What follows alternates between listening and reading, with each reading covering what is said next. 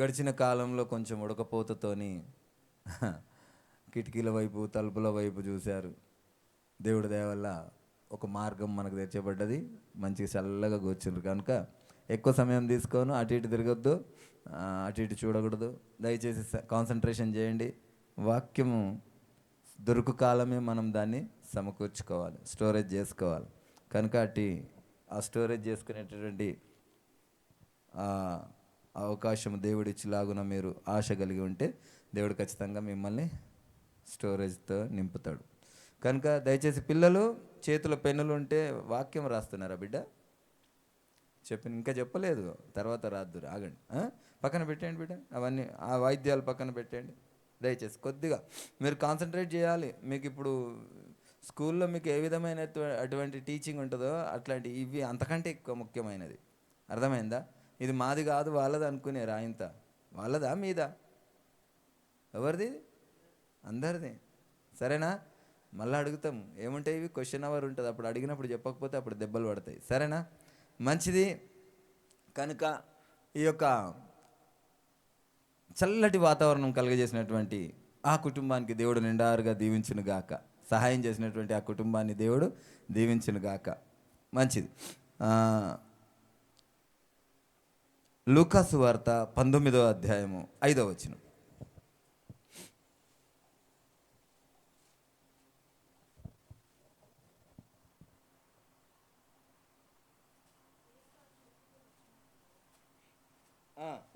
యేసు ఆ చోటికి వచ్చినప్పుడు కనులెత్తి చూచి, జక్కయ్య త్వరగా దిగుము, నేడు నేను నీ ఇంట నుండవలసి ఉన్నదని అతనితో చెప్పగా. చిన్న ప్రార్థన చేసుకుందాం. స్తోత్రం ప్రభువా, పరిశుద్ధుడా, సర్వోన్నతుడా, సర్వశక్తిమంతుడా, అద్భుతకరుడా, ఆశ్చర్యకరుడా, నిత్యుడగు దేవా, సమాధానాధిపతి, నీకు వందనాలు. వాక్యమై ఉన్న నా దేవుడు, వాక్యం చేత మాతో మాట్లాడండి. మీ నామమున నేను నిలబడి ఉన్నాను. నా సొంతం నా స్వనీతిని బంధించండి అయ్యా. మీ ఆత్మకార్యము నా పట్ల జరిగించండి. నా నోటిని మీ బుర్రగా మలిచి అయ్యా ప్రతి ఒక్కరిని తృప్తిపరిచి బలపరిచి స్థిరపరచమని నజరేయుడైన యేసయ్యా మీ నామమున అడిగి వేడుకుంటున్నాం ప్రభువా, ఆమేన్.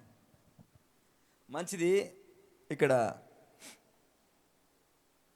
ఒక చోట యేసు ప్రభుల వారు వెళ్తున్నటువంటి చోటు దగ్గరికి ఒక చిన్న మాట మాట్లాడుతున్నాడు. యేసు ఆ చోటికి వచ్చినప్పుడు కనులెత్తి చూచి, జక్కయ్య త్వరగా దిగుము, నేడు నేను నీ ఇంట నుండవలసి ఉన్నదని అతనితో చెప్పగా అతడు త్వరగా దిగి సంతోషముతో ఆయనను చేర్చుకొనేను. హల్లెలూయా.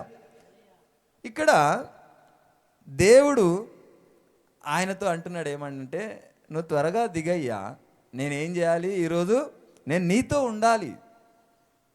ఉండాలి అనేటటువంటి ఆ యొక్క ప్రోగ్రాం ఫిక్స్ చేసిన, నువ్వు దిగు అనేసి అన్నాడు. అయితే ఇలాంటి మాట ఎంతమందికి దేవుడు నేను నీతో ఉండాలని ఎంతమందికి అంటాడు? ఎంతమందిని అంటుండు? ఇవాళ ఎంతమంది ఆయన నీతో ఉండాలని ఇష్టపడుతున్నాడు? ఎంతమందిని ఈరోజు నిన్ను నిన్ను నిన్ను నిన్ను నన్ను అందరినీ ఆ మాట అంటున్నాడా? నేను నీతో ఉండాలని ఇష్టపడుతున్నానని ఆయన అంటున్నాడా అన్న పరీక్ష మనము ఒకసారి పరీక్షించుకుందాం. దేవుడు ఏమంటున్నాడంటే, త్వరగా దిగయ్యా, నేను నీతో ఉండవలసినటువంటి ఉన్నదని చెప్పగా అతడు త్వరగా దిగి ఎలాగొచ్చిండట? సంతోషంగా చేర్చుకుండట. అయితే దీనికి కారణం ఏంటి? యేసు ప్రభుల వారు వచ్చి, నువ్వు త్వరగా దిగయ్యా, నేను నీతో ఉండాల్సినటువంటి ఆ సమయం వచ్చింది, నువ్వు త్వరగా దిగిరమ్మని అనడానికి గల కారణం ఏందో ఒకసారి చెప్పగలరా మీరు? ఎందుకు అన్నాడు ఆ మాట? ఎందుకు అన్నాడు ఆ మాట? చెప్పండి. రక్షణ వచ్చింది. ఎందుకు వచ్చింది రక్షణ? అయ్యా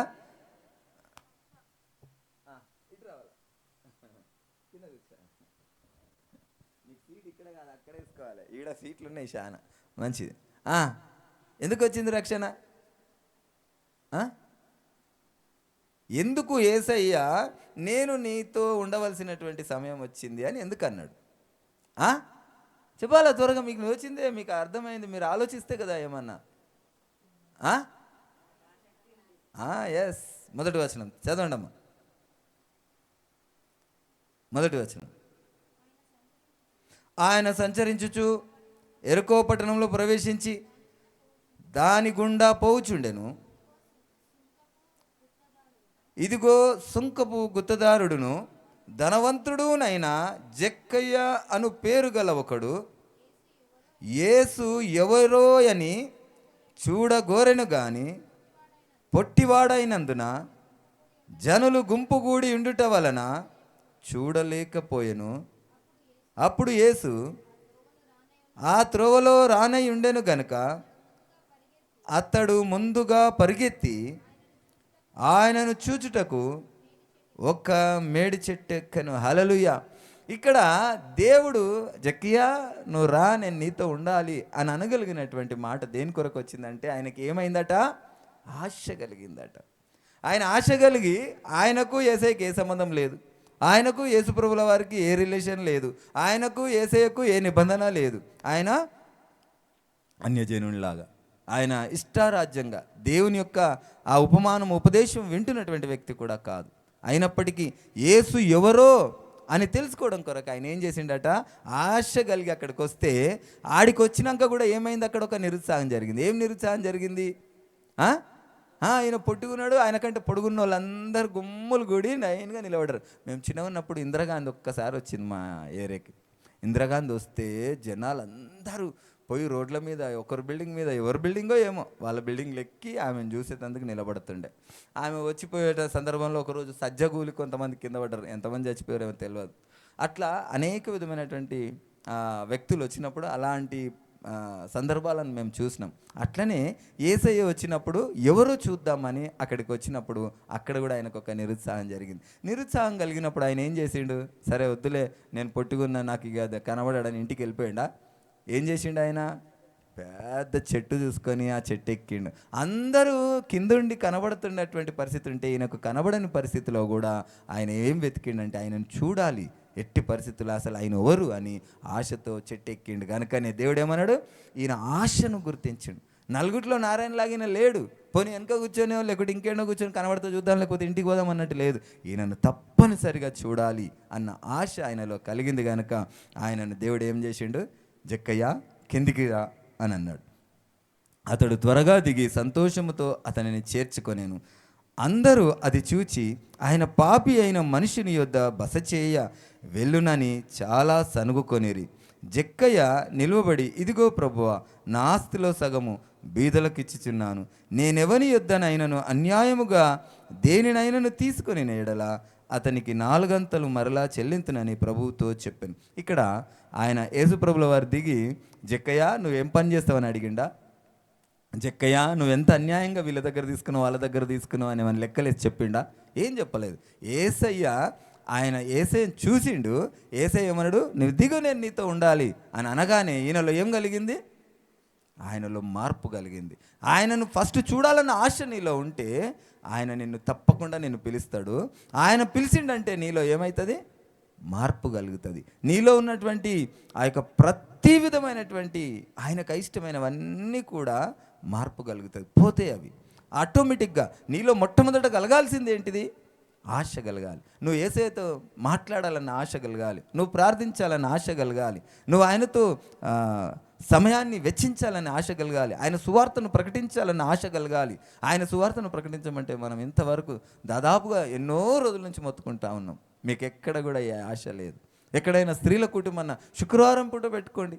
మీకు ఒకవేళ చెప్పాలని ఆశ ఉంటే, కొంతమంది మేము చిన్నగా ఉన్నప్పుడు మేము ఆట ఆడుకునే వాళ్ళం, టీచరు స్టూడెంట్స్ లాగా.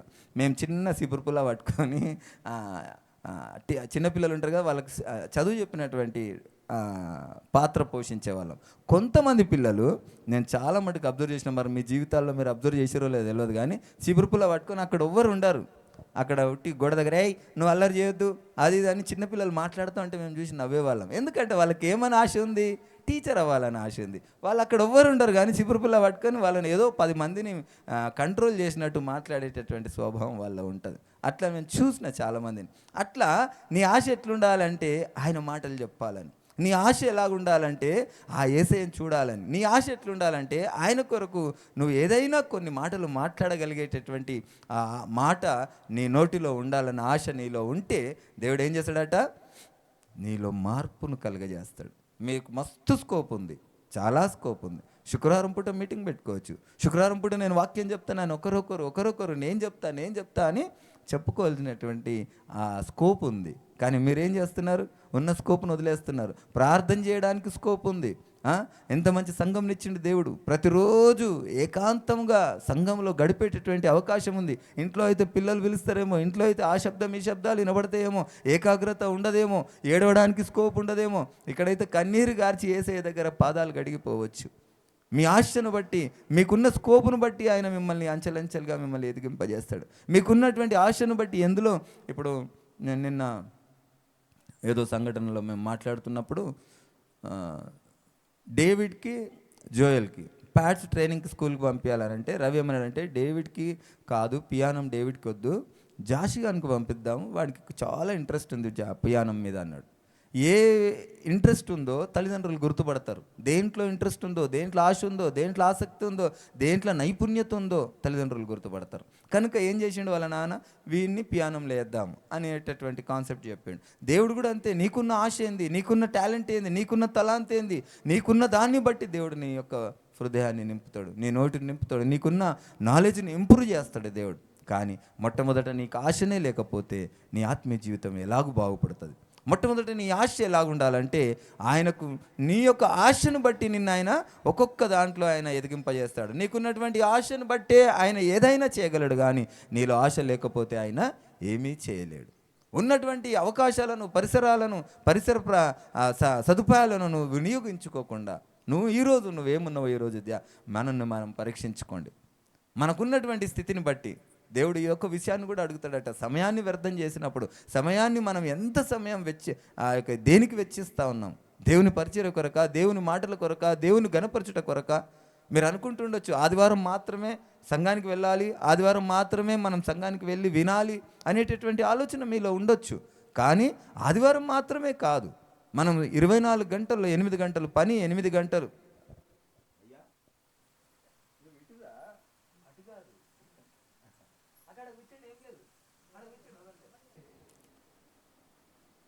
మన ఆ ఆశ ఎలాగుండాలి? ఆదివారం మాత్రమే కాదు, మన సమయము 8 గంటలేనా దేవునికి ఇచ్చేది? 8 గంటలేనా ఆదివారం మాత్రమేనా దేవునికి ఇచ్చేది? 8 గంటలు దేవునికి ఇవ్వాలి, 8 గంటలు దేవునితో మాట్లాడాలి, 8 గంటలు దేవుని యొక్క సువార్తను ప్రకటించాలనేటటువంటి ఆశ మనలో ఉండాలి. సరే, 8 గంటలు నువ్వు అసలు మనం చేయాల్సినటువంటి పని, మనం పనికి జీతాన్ని తీసుకుంటాం కదా, పని చేస్తే జీతం తీసుకుంటాం. అంటే జీతం అంటే ఎలా తీసుకుంటాం? ఏదైనా పని చేసినప్పుడు అంటే సువార్త సేవ చేసే వాళ్ళు జీతం తీసుకుంటున్నారు కదా. ఎలాంటి జీతం తీసుకుంటున్నారు? సరిపోతుందా?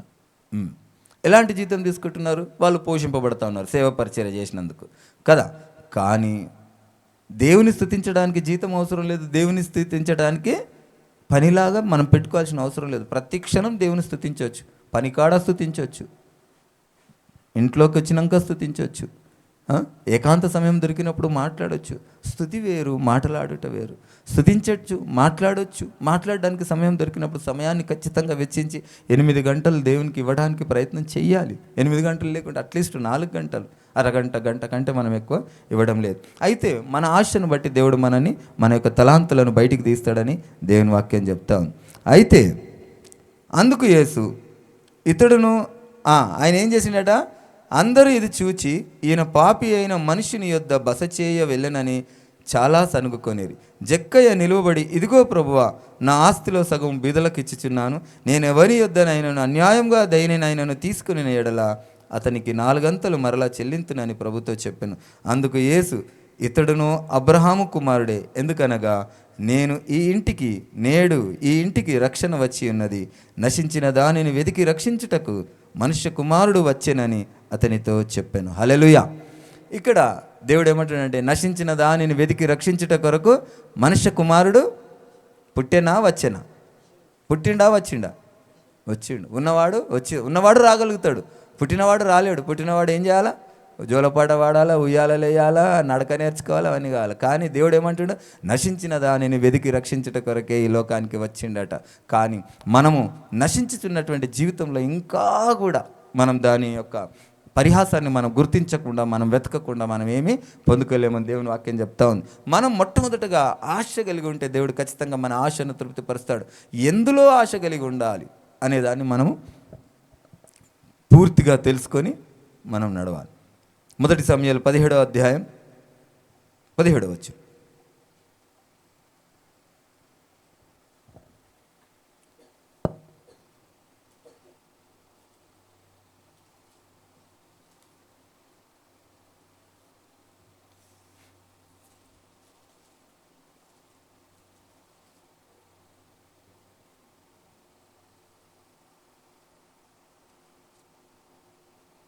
చదవండి.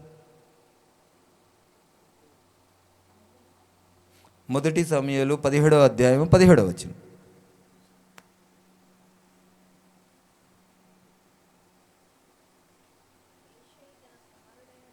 యెషయి తన కుమారుడైన దావీదును పిలిచి, నీ సహోదరుల కొరకు వేయించిన ఈ గోధుమలలో ఒక తూమెడును ఈ 10 రొట్టెలను తీసుకొని దండులోనున్న నీ సహోదరుల యొద్దకు త్వరగా పొమ్ము. మరియు ఈ 10 జున్నుగడ్డలు తీసుకొని పోయి వారి సహస్రాధిపతికి ఇమ్ము.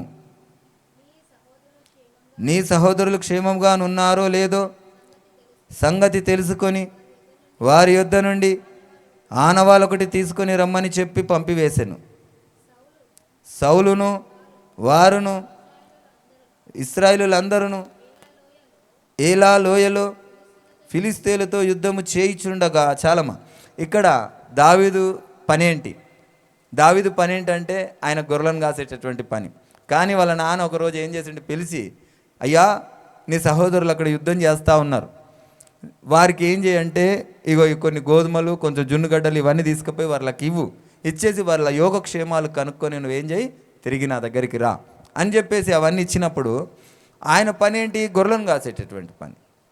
ఆయన ఏం చేసిండు, ఇవన్నీ తీసుకొని అక్కడికి పోయినప్పుడు వీళ్ళందరూ ఎక్కడున్నారు? యుద్ధపు లోయలో ఉన్నారు.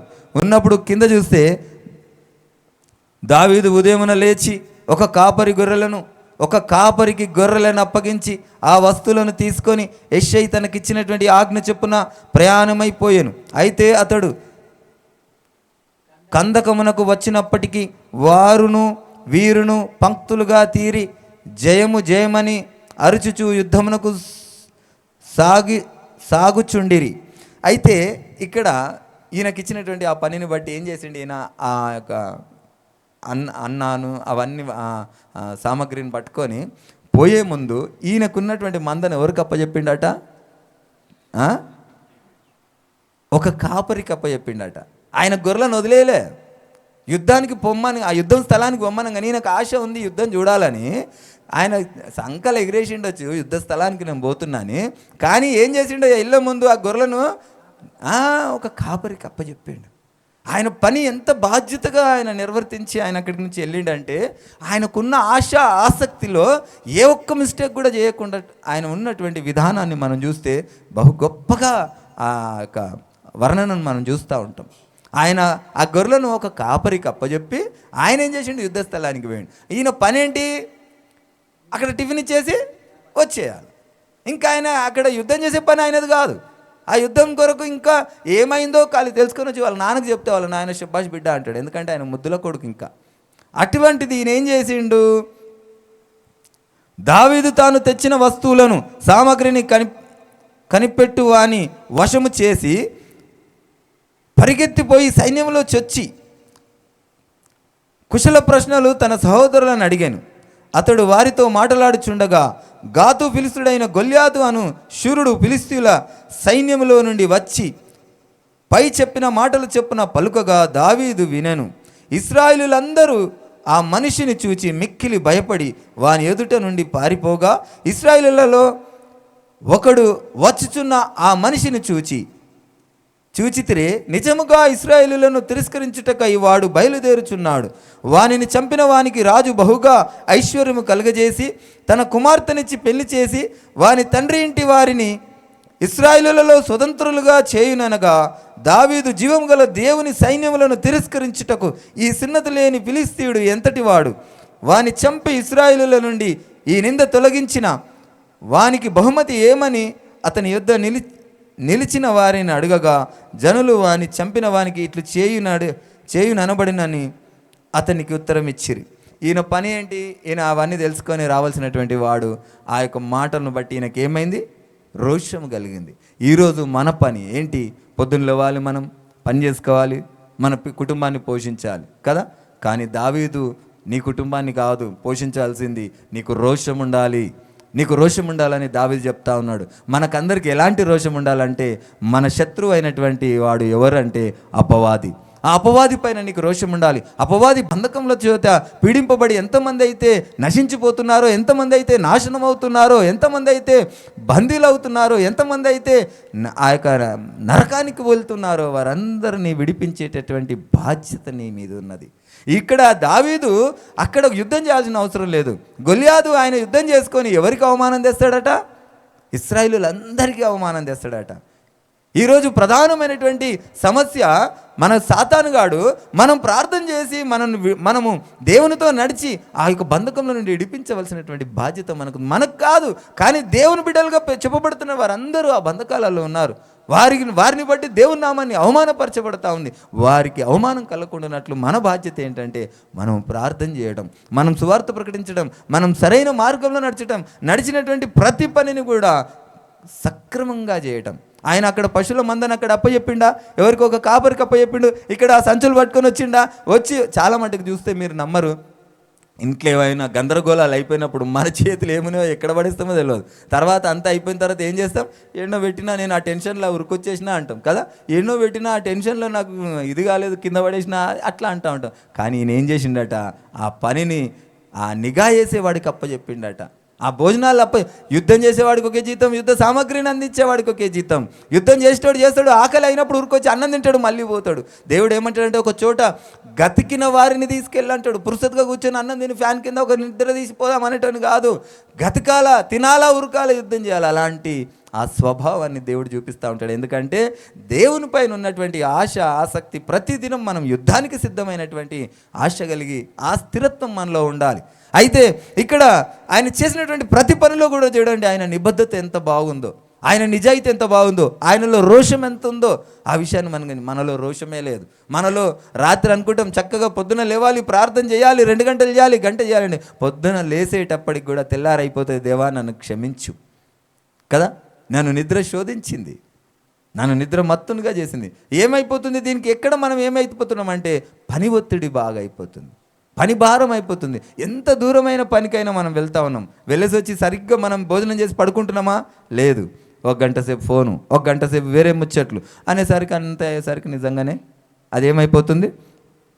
అయ్యా మీకు నిజంగా జరా అంతా అయిపోయిన తర్వాత క్వశ్చన్ అవర్ పెడితే మీకు తెలుస్తుంది. సరేనా? పేపర్లు అక్కడ తీసేసుకోమ్మా, మీరు పేపర్లు తీసేసుకోరండి, అది కూడా తీసేసుకో. సరే, మంచిది. అయితే ఆ సమయాన్ని మనం కొంచెం నిర్లక్ష్యం చేస్తాం. ఆ నిర్లక్ష్యం కూడా ఎలా చేస్తాము? సైతానుడు చెప్తాడు, మంచిగా ఉంది తీ, వాక్యం మంచిగా ఉంది విను అంటాడు. విని మనం చేసేది ఏం లేదు కదా. మనం చేసేది ఏముండదు, నడిచేది ఏముండదు. పాటలు వింటారు ఒక్కొక్కరు, వాళ్ళు పాడరు, చేయరు, వింటారు కాదు కదా. మనని దేవుడు ఏమంటాడంటే, నీ హృదయమే నా ఆలయం అంటుండు. నీ హృదయాన్ని ఆలయంగా చేయమంటే, వేరేళ్ళ ఆలయాన్ని మనం చూసి సంబరపడతా ఉంటాము, మన హృదయాన్ని ఆలయంగా ఇయ్యం. వేరేళ్ళ హృదయాన్ని అబ్బా ఎంత బాగుందిలే సంఘం అండి, మన సంఘం లేదు. వేరేళ్ళ సంఘాన్ని చూసి సంతోషపడతా ఉంటాం. మన సంఘం ఏది? మన హృదయమే. మన హృదయం అన్నప్పుడు మన మాట ఉండాలి.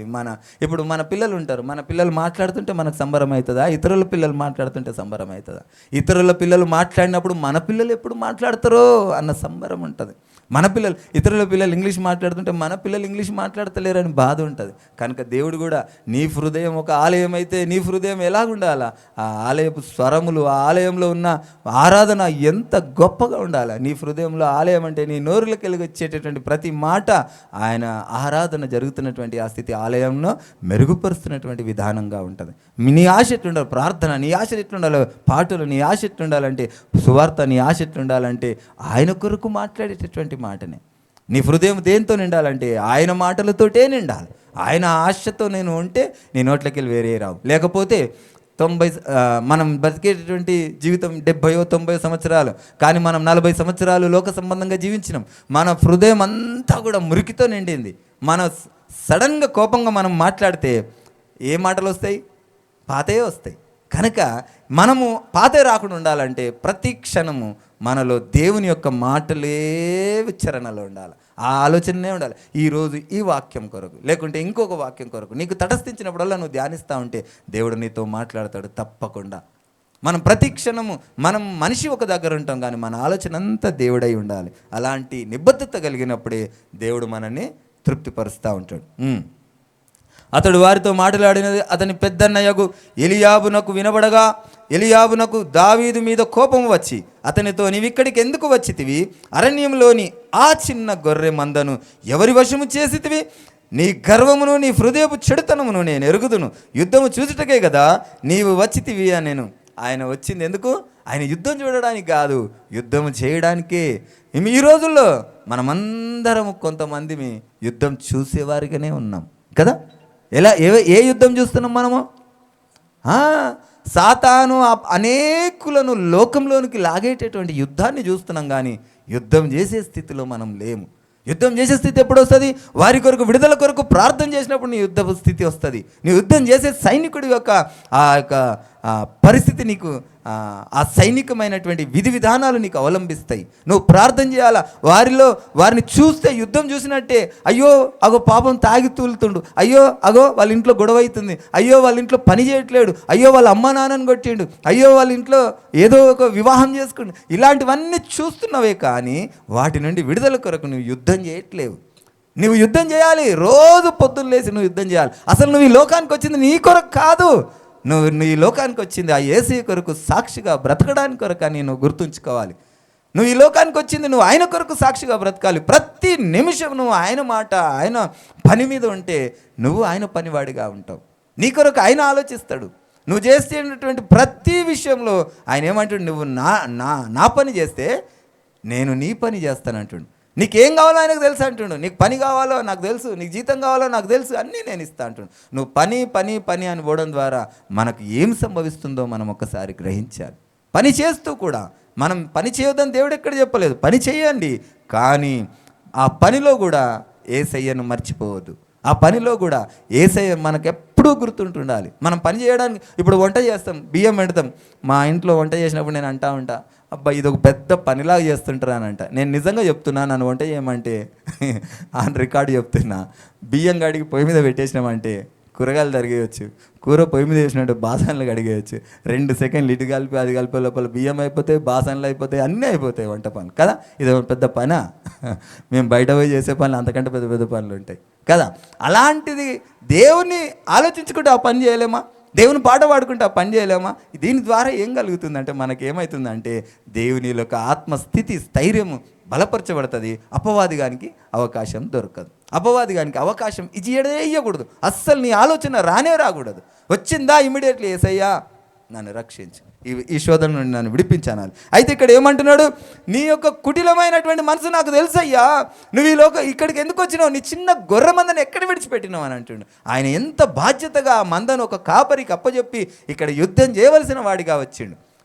నీకు ఒక యుద్ధం ఉంది, నీకు ఒక పని ఉంది. నీ పని భారం నువ్వు చేస్తూ నీ యుద్ధానికి వస్తే నీ పని భారానికి ఆ కాపరిని కూడా దేవుడే నియమిస్తాడు. ఆ కాపుదల కూడా దేవుడే ఇస్తాడు. నీ చేసేటటువంటి పనిని ఆశీర్వదిస్తాడు. నీకు వచ్చినటువంటి ఆ యొక్క జీతము సక్రమంగా వచ్చేటందుకు దేవుడు సహకరిస్తాడు.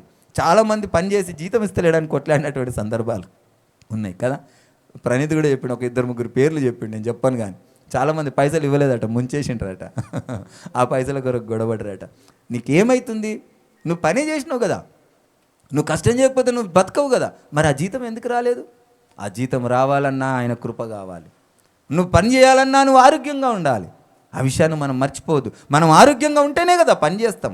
ఆరోగ్యంగా లేకుంటే మనం పని చేయలేము.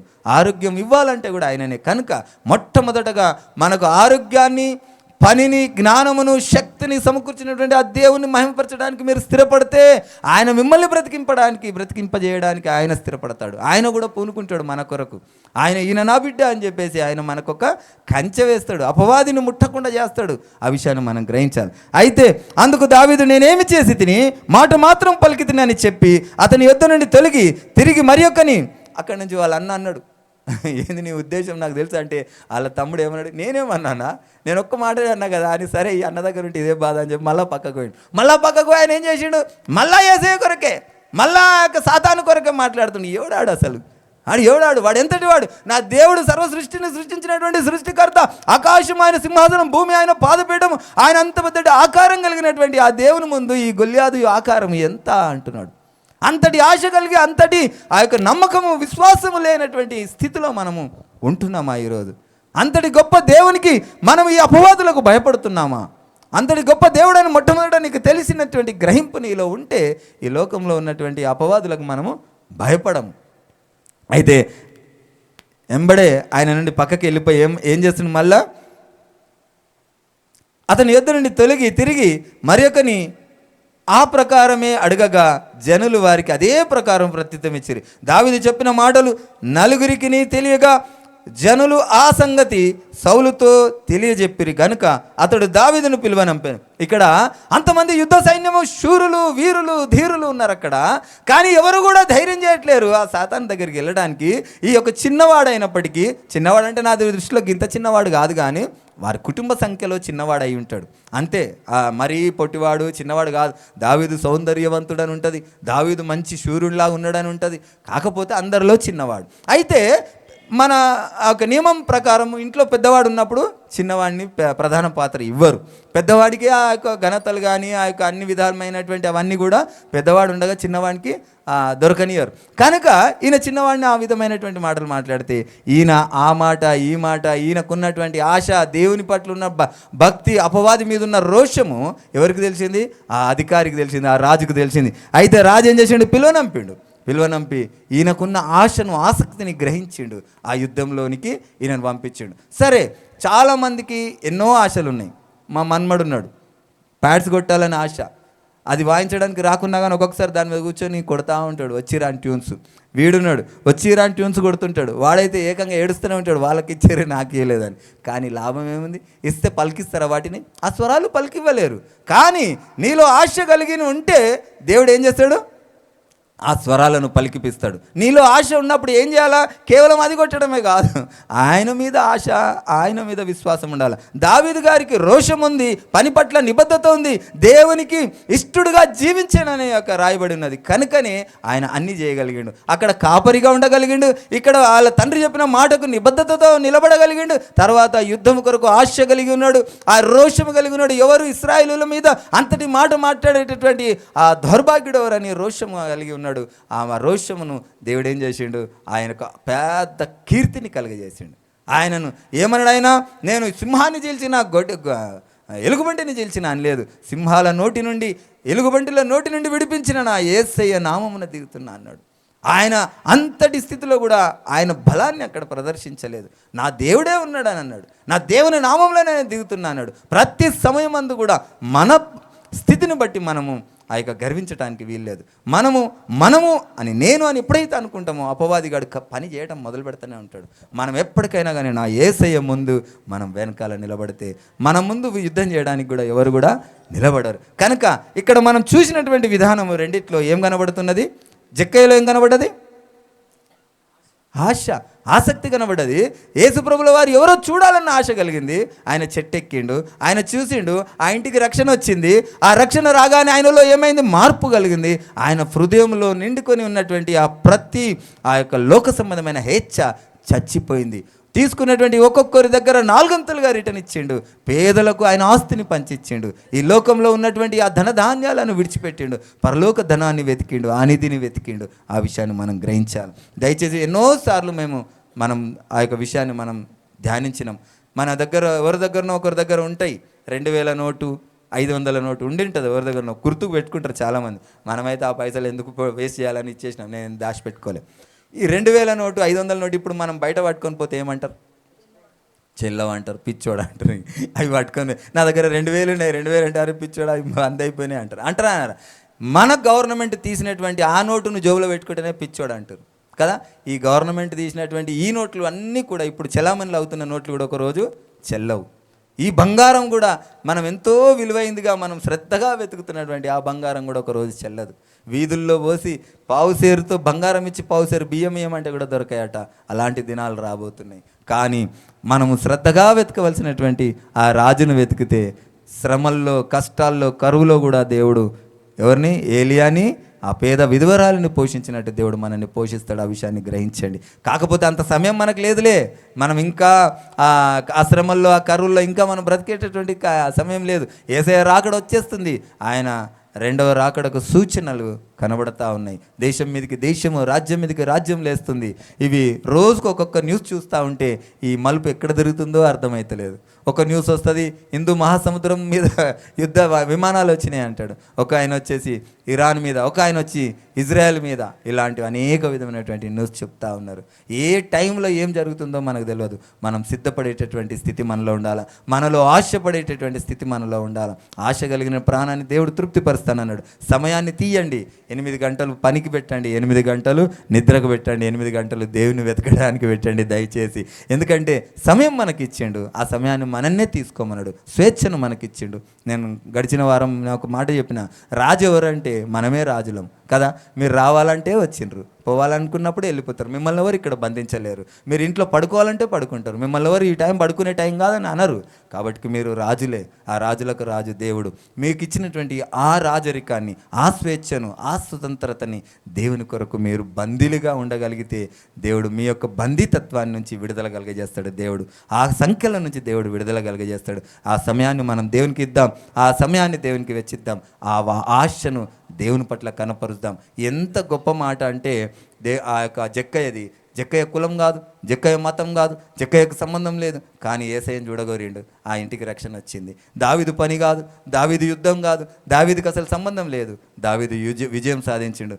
దావీదు యొక్క చరిత్ర అనేక చోట్ల రాయబడ్డది. కనుక ఈరోజు నీ పని కాదనుకుంటుండొచ్చు, నీకు పిల్లలు ఉన్నారనుకుంటుండొచ్చు, నీకు భార్య పిల్లల బాధ్యత ఉంది అనుకుంటుండొచ్చు. దానితో పాటు నువ్వు దేవుని వెంబడించాల్సినటువంటి బాధ్యత ఉంది. దానితో పాటు నువ్వు దేవుని తెలుసుకోవాల్సినటువంటి బాధ్యత ఉంది. దానితో పాటు నీ యొక్క కీర్తి పరలోకంలో నీకు వినబడాలి, కనబడాలంటే నువ్వు చేయాల్సినటువంటి ఈ ఆశను, ఆసక్తిని కనపరుస్తేనే అక్కడ మనము ఆ భోగాన్ని పొందగలమని దేవుని వాక్యం చెప్తుంది. దేవుని వాక్యం మనందరి వెనికిల్లో ఆ యొక్క ఫలింపజేయును గాక. దేవుడి వాక్యం దీవించి ఆశీర్వదించును గాక. అందరం